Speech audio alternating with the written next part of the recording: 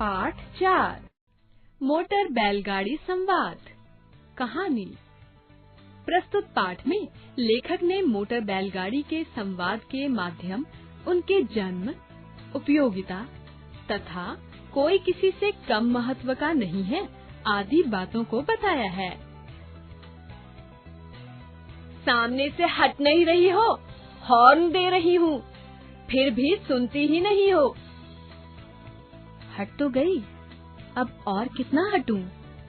सड़क खाली पड़ी है, निकल जाओ ना, व्यर्थ अकड़ती क्यों हो? छोटा मुंह और इतनी बड़ी बात, अपनी हैसियत तो देखो, कहाँ तुम और कहाँ मैं। मैं अपनी हैसियत अच्छी तरह जानती हूँ और तुम्हारी भी। तुम चिकनी चुपड़ी हो, मैं खुरदरी हूँ। तुम तेज दौड़ती हो, हॉर्न देती चलती हो, मैं धीरे धीरे चलती हूँ। चूं चर मर। तुम्हारा दाम अधिक है, मेरा कम। तुम लोहे की बनी हो, मेरा शरीर लकड़ी का बना है। सवारी तुम भी ढोती हो और मैं भी ढोती हूँ। तुम अमीरों की लाडली हो, मैं गरीबों की।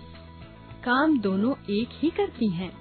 फिर तुम्हारा मुंह बड़ा क्यों और मेरा छोटा क्यों? जाओ, अपना रास्ता नापो, मेरे मुंह ना लगो। मुंह लगी भी तो तुम मेरा क्या बिगाड़ लोगी? मैं तुमसे हर बात में श्रेष्ठ हूँ। रंग रूप में, चाल में, सज धज में, बनावट में तुम मेरा मुकाबला नहीं कर सकती। 2-4 घंटे की यात्रा तो तुम कई दिनों में तय करती हो।